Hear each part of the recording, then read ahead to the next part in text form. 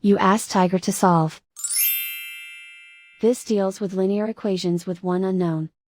The final result is k equals 5. Let's solve it step by step. Group all k terms on the left side of the equation.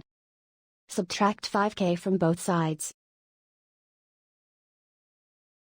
Group like terms. Simplify the arithmetic. Group like terms. Simplify the arithmetic.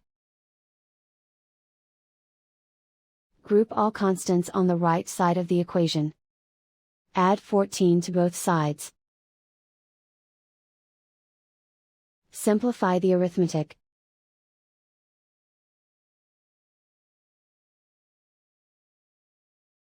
And so the final result is k equals 5.